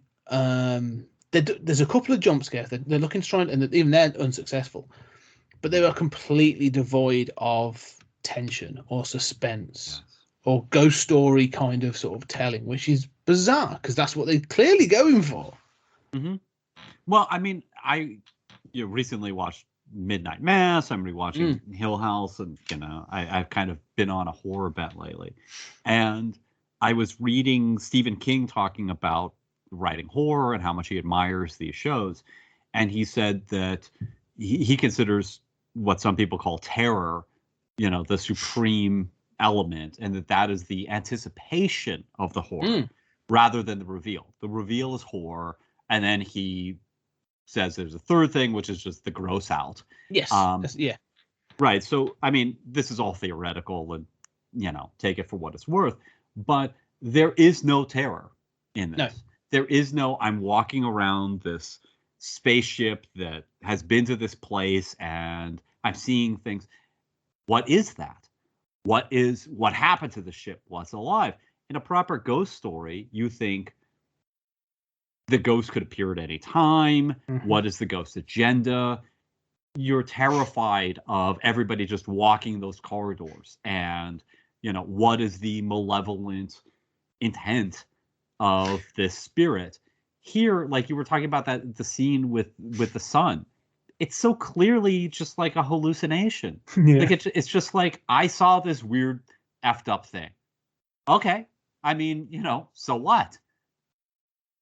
Yeah, and that so what? You're right, because there's no build up. There's no sort of roller coaster, is there? There's no like, there's no oh my god, that thank God for the release of tension. It's all right then. You didn't even get the there's no ratcheting up of anything. And again, like if you're going to build a set that looks like this, it could easily be done. Like even the bloody bridge of the Event Horizon is all sort of like it's got freaking columns in it. Like stone columns are in the bridge. I thought that was so. I mean, well, see, I kind of like that design. Yeah, it's interesting. But I mean, it makes no sense on a spaceship how it sort of goes up and has these supports. At the top of the column. But it looks cool. I mean, it does. But like, use it then. Right. Have it where you've got. You need to be looking at that. Even like the most basic, the horror trope of the bathroom mirror. That thing of like you open the cupboard, when you close it, there's something over your shoulder, or there's not. Which is the sort of the fake out. They're not even going for scares on the most basic of levels. Like this is all what Stephen King is saying. And that 3-tier thing I've read before in the What's It book he wrote years ago. It's all gore. All they want to show you is, look at this, a person on fire. Look at this, he's ripping his eyes out. Look at this. It's like, that's it. Well, the best example of that is, I mean, I have this thing about my sort of mocking of Hannibal, like and I love Hannibal Lecter as a character, but especially in that TV series. So when you left your house to go get the steak, and when you came back, 2 hours later to prepare this 5-course dinner, apparently you went 3 towns over and crucified somebody in a pentagram with, 800 dead birds and the most dramatic thing imaginable. That's just like 2 hours of time for you. But I mean, at some point, Weir turns into Hannibal, and he is just going around killing people. And he takes a crew member and hangs them upside down, and their guts are spilled out on the table. Yeah. And it's the most gross. It's like, why did you spend the time to do that? do you just enjoy? I mean, that is the ultimate example of what you're talking about going for that gross out, where, and apparently there was all this footage that was more gory than what went in there. But again, I kind of admire that. I don't have a problem with a lot of gore. I think, there's room for that, especially in a sci-fi horror thing that would distinguish it from Alien and other stuff that hasn't gone quite to that degree. But why does he become so preoccupied with staging corpses? Well, again, like, this is it. If he's representative of the ship, like if you, the thing is, again, it could make sense if you were to give it the context of like, we are from some punitive hell dimension, where there is iconography and there is, this sort of symbolism is important, then all right, that would make sense. He would take the time to do that. Otherwise, it just, why isn't he just sort of left, right, and center, just like popping people's heads off? Or it makes. I agree though, like, excessive gore can actually be really good, and again, it can be used in really effective ways to get that. Oh my god! But it needs to be. You can't just have that. It needs that suspense. Well, but even in with parts excessive as well. gore, you need to know what the narrative is doing, what the characters' motivations are, what, a sense of stakes. I mean, all of these basic structural things of, knowing characters' motivations, knowing their backgrounds, knowing what everybody's agenda is, knowing how basic things work. Do you have explosives or not? How do these corridors work? I mean, basic things like this that set a tone, even in something that's gory. I'm not against, Hostel in space. I don't mind that. Saw in space. Go for it. This is not that. Yeah, again, that they're fine if you set them up as that. And I think that's the point. It's the setup and the context and the narrative. Yeah, this is going for something else and then sort of jumps it into something completely different. And it's sort of, even Hellraiser, and let me look, that which is a comparison piece. And I'll even use the first two because I love the first two films. The first film opens with a shot of this completely out of context. You don't know anything that's going on, but there are these like fleshy pieces, and then there's half like a face. And then, you get the fingers, you get Pinhead sort of fingers, sort of like, and there's a bit of dialogue there. And you're like, what the hell is going on? And it puts you on edge. It doesn't need to be in context. It's gross, it's gory, but it puts you on edge. There's a point to it, because then it fits into the narrative later on that you actually find out that those pieces are Frank. And he is then reformed using his brother's blood. I'm not going to go the whole film, but like, it has a purpose. It comes back later on. You're like, oh, that's what that was for. Okay, that's important. That makes sense. And you talk about gore, like again in Hellraiser, like it's not guts on floor, but you get the whole reconforming of a body in that. Like it comes up through the floor and sort of forms. It's amazing. But it has a purpose. Like, there was a reason for it all. And when it just does it in this, it's like, we're going to show guts. I'm going to show this. And it's like, even on board, I'm like, oh, well, all right. Fair enough. Well, yeah, I agree with you completely. I mean, there's no real sense of stakes there, but worse, there's no sense of tension. I mean, we could forgive the plot making no sense if it was enjoyable, if it had a sense of terror or tension, or, I mean, so as we're getting, down to the last 20 minutes or so, why do people like this? What, this kind of like has established a cult following. Why? Because it's more gory? I don't know.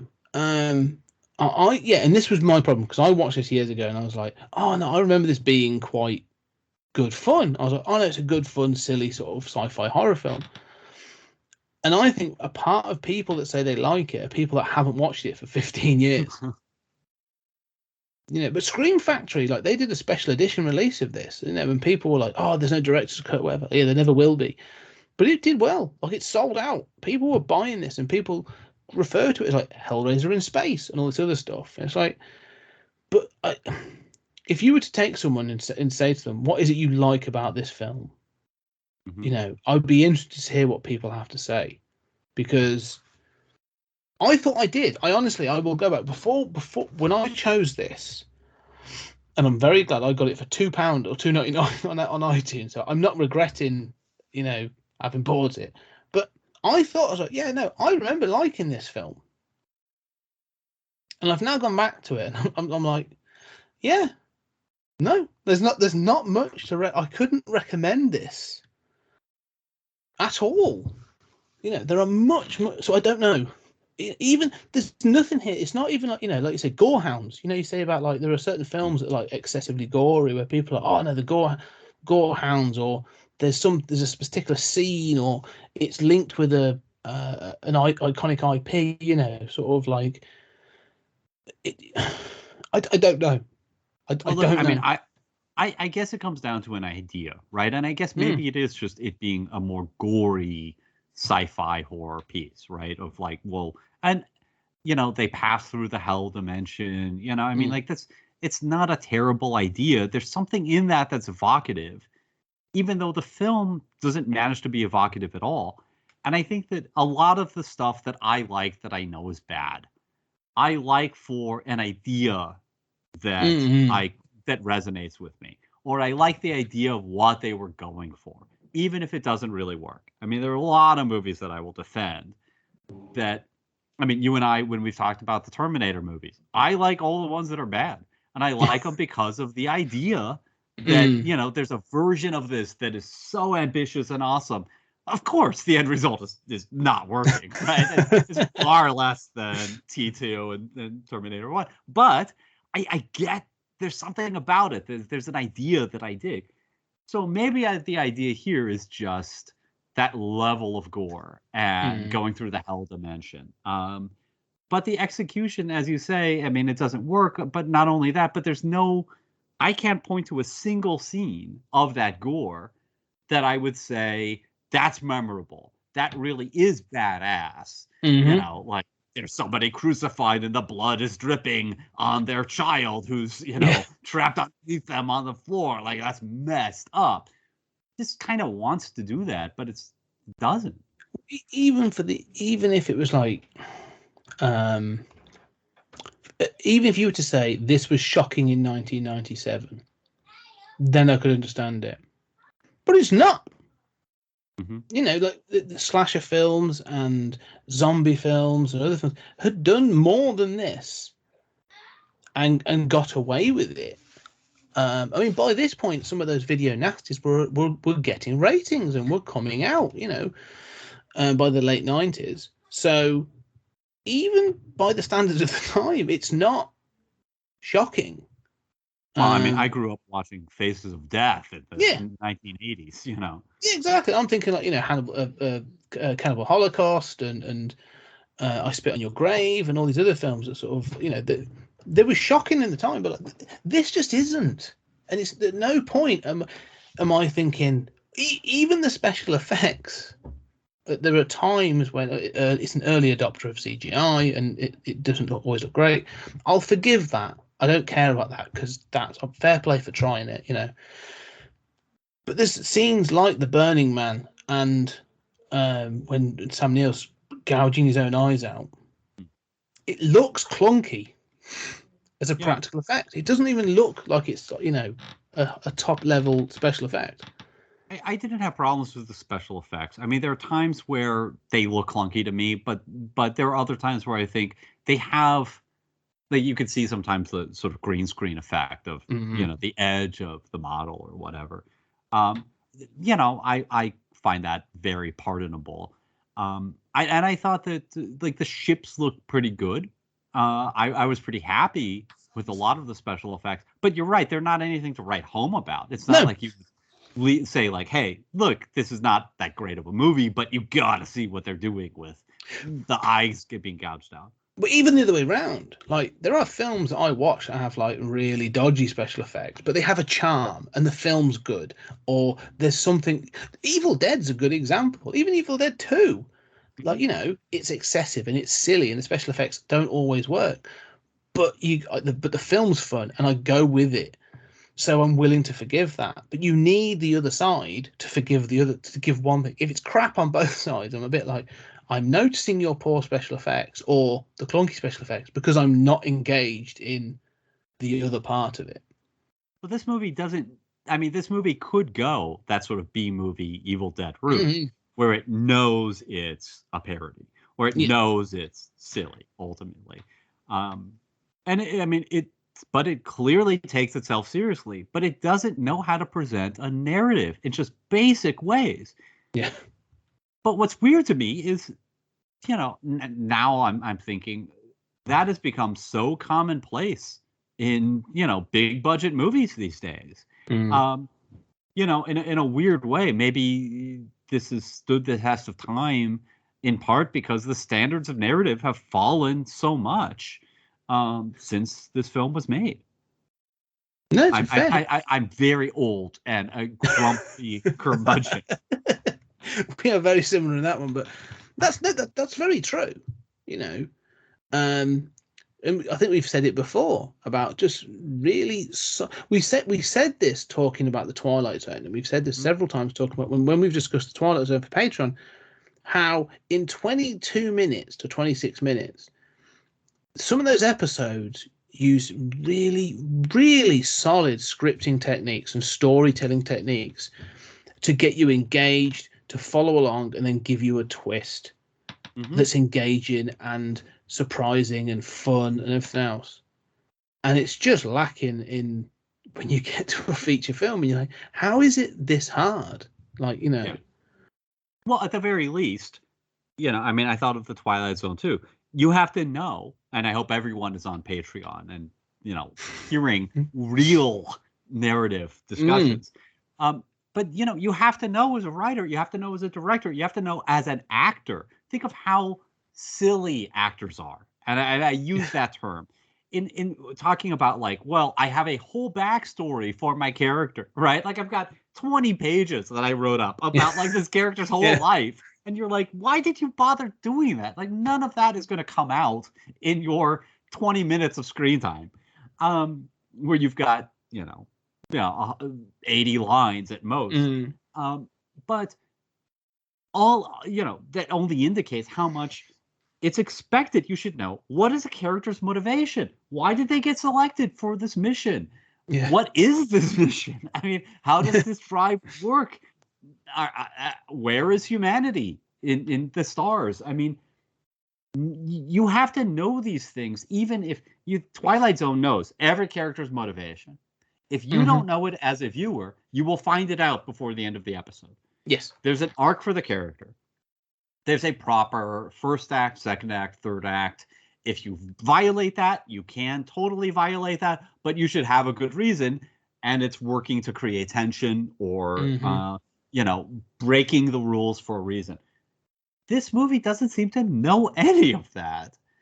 And, it's sad, but, that does seem to be increasingly common in a lot of, what boggles my mind is we watch television that has a much more limited budget. We watch independent movies that are made for $10,000 that know these things. How does a movie that's made by a major studio with all of the money and all of the talent, and I mean that, this is not my favorite director, but he's directed a lot of movies. I mean, at this point, this was like his third movie or something, but I mean, there is talent here. And even the people who we will criticize have a talent and experience that the two of us don't have. Yeah. Awesome, man. How do you have all of that talent and money and you can't get these basic things? I don't know, what I always find interesting, you say about modern thing, is you often hear in the junkets, where they sort of like, well, why did you take this role? Well, I read the script and I couldn't put it down. I was just so engrossed. And the only thing I can think of is those stage directions give off way more information than is actually going to appear on screen. That's all I can think of. Or not all of it gets filmed.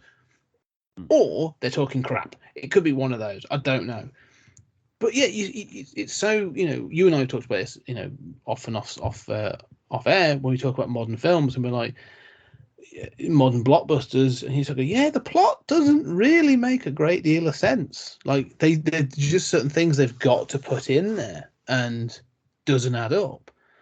And it's driven usually by some contractual thing of like, there's 2 stars in it and they've got to have the same amount of screen time, or we've got to have this other thing. We've now got to have a spin-off, so we've got to give this other person that moment. So there's got to be a scene for them.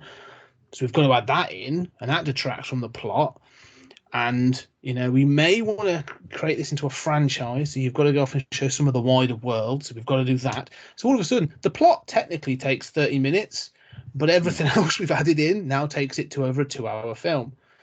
And yeah, it's that sort of thing, I think, that sort of becomes it's loaded, isn't it? Blockbuster films are now loaded with a pressure to become bigger. And like you say, there's just smaller films that are just don't have that, maybe, or I don't know. But yeah, I mean, one thing that I find myself thinking about, because I do feel like this is a film that is in love with sort of, the haunted house in space, Hellraiser in space. It's going to be gory, that's badass. I think about years ago, there was a story about Marvel Comics, and at one of their retreats where they were planning a crossover, somebody said, like, look, if you kill this character, that's a big deal. That's like killing Elektra. You will be famous forever.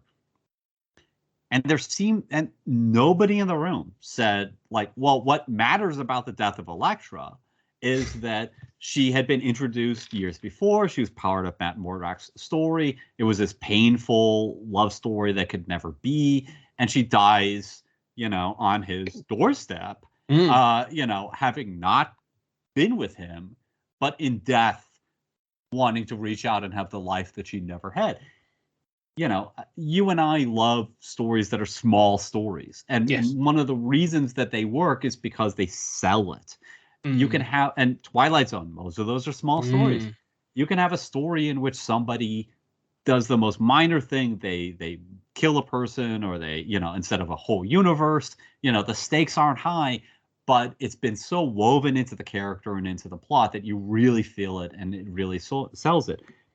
So much of what I don't like about movies and narratives is where somebody says, well, this character can also shoot force bolts from their arms, and seeing Brie Larson do that's going to be badass, and you think, yeah, but how did they get that power? Well, it doesn't matter, nobody cares about that. They don't come to movies to see that. And you could do a silly movie like that, right? With, Hitler riding a dinosaur or whatever. I'm all for it, but this movie isn't that. And I think that this exemplifies that sort of, all right, it's going to be gore. This is, the badass metal stuff in space. Even the drive room has spikes on the walls, and we're gonna design this like a Gothic cathedral. And you think these are all cool ideas, but they have to be embedded in a narrative. They have to be embedded in character and choice and theme and meaning. And this is a movie that has almost no narrative, almost no characters, almost no theme, and not any good sort of, Mad Max Fury Road sort of way. Chaos or gore, yeah. The only thing I can think of, as you've been saying that, so I'm thinking about what year this came out. This came out in 97.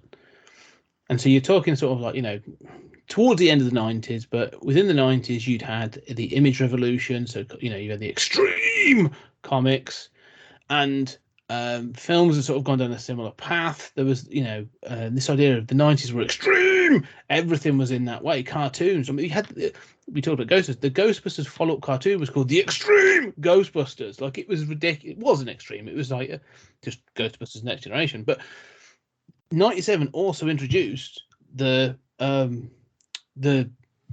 of, in wrestling, you had the what's called, like the Attitude Era, where again it was all about being extreme and what boundaries can we push and how badass can we be, and it just feels like that was the ethos of this era was it wasn't that thing about narrative. Like you said, that doesn't matter. We're going to Rob Liefeld this. We're just going to have big guns and massive pouches, and it'll look cool. And that's what this film is. It seems this film personifies the 90s or that mid to late 90s so much. In that, like when you hear about what was on the cutting room floor, is when we had like amputees so we could pull off like fake arms, and we had porn stars so we could actually have like real sex scenes where they were being having bits pulled off them and gouged out, and you're like, nothing more sounds more 90s than what you are telling me right now. This is a very good point, right? Like none of those scenes that are missing are like, well, we did have a 10-minute scene where they were explaining one of these characters is Catholic, and they really struggle with what they're seeing. And it really tries to get into the theological implications of a hell. No. What's missing is like, dude, you know, the guy's pulling a vein out of another dude while they're having sex. Yeah. This is the kind of film that I could imagine Beavis and Butthead sat there going, like that's what this is. And you know, it's sad to go back and watch that, to be perfectly honest, and go, oh, that's what it was. Well, it only makes me appreciate, you know, we just did Strange Days. Like, yes, for all of its faults, and it has many. I mean, Strange Days is an ambitious movie that, you know, like could not be more at odds with this extreme 90s, you know, sort of thing. Well, it's interesting, and I think that, you know, this is an era we will revisit, I think, in the future, because we've got Gattaca next, which is also, you know, a late 90s film, and is very different.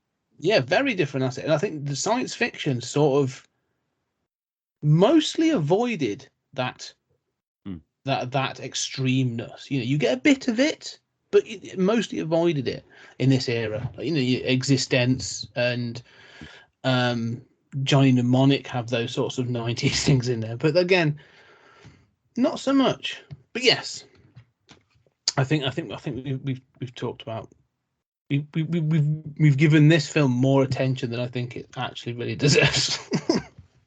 Yeah, I mean, I'm not sure why they, if they were going to go that direction, why don't you cast Dolph Lundgren as the scientist? Yeah, I mean, there were ways you could go more extreme here. I don't know. I find this a very confusing movie. Yeah, this film should have had either a basketball player or a rapper in it to really sort of hammer home how extreme this thing was. Dennis Rodman should have been DJ Trauma. Am I the only one who, like, you know, sometimes I watch movies and I feel bad for the actors who had to say these lines. I feel so bad for this guy who plays Cooper, who's like, you know, there was a conversation with that director. It's like, really, I have to say, like, yo, man, I'm back at the shit. You know, like, do you really want me to say it with that accent? Like, can't I tone that down a little? What's funny is Scream 3 came out around this time as well, or just shortly after, and addresses exactly that, because that's about being in Hollywood, and they have a black actor in that who's like, you're giving me these lines, I'm not comfortable with these lines. So that even a slasher film addresses that and how silly that is. So the fact that like Jason X is parodying that, and then the Scream films are going, yeah, no, this is silly, and we know we need to address it. Yeah, I mean, that's a good point. That's 3 Scream movies in. Like, these tropes have been deconstructed for a long time. Yeah. So yes, this film really does miss the point, I think, of what it could have been. Anyway, we will finish there. So any final thoughts? I have to conclude. My final thought is, you know, you have introduced me to many films that I love. I'm so sad that I didn't see earlier. I thank you. I love doing this podcast. I love talking with you. You have managed to find or force me to watch again a movie that makes me long for Looper and its narrative cohesion. I'm going to balance that out with I did introduce you to the director's cut of Little Shop of Horrors. So yes, you know, and The Man Who Fell to Earth. I mean, both of which I will thank you for forever. So I you know, much like the Hell Dimension, I give with one hand and take with the other. So I had an orgasm and then the flesh was ripped off of me. With exactly. Yes. That's going to be a deleted scene for the podcast. But, that'll be on the cutting room floor. Anyway, ladies and gentlemen, thank you very much for listening. This has been a fantastic conversation around Event Horizon, and I do know this may be a contentious conversation. There will be people that hopefully will come back and say, "Hang on, I love this film," because if you do like this film, seriously, come and tell us why. I'm fascinated to find out why this has become a cult film, as Julian says. Tell us why you like this film. What is it that stands out? When was the last time you saw it? Do you own the special edition of this film? And you know, does it stand up for you? Come find us on it at PodTimeSpace on Twitter. And if you really like what we're doing, go and leave a review on any of our podcast catcher platforms, Apple, Spotify, all the others. And if you really like our discussions, you can find Julian and I on a weekly basis giving our discussions on The Twilight Zone. We've recorded all of season 1 now, but we're about halfway through it, and just over halfway through it on the releases. So there's so much more to go, so many more seasons, so many more discussions. Go and find that at patreon.com/20cg media. And you only need to be at the lowest tier to get that weekly treat. But there's so much more on there. But yes, Julian, this has been a great conversation. The conversation has been 10 times better than the film. I was just going to say the same thing, my friend. Yeah. So I appreciate that. It has made watching Event Horizon worthwhile. Very few things would. But ladies and gentlemen, we'll be back soon. And the next film in our catalogue is going to be Gattaca. So looking forward to talking about that. We shall see you soon.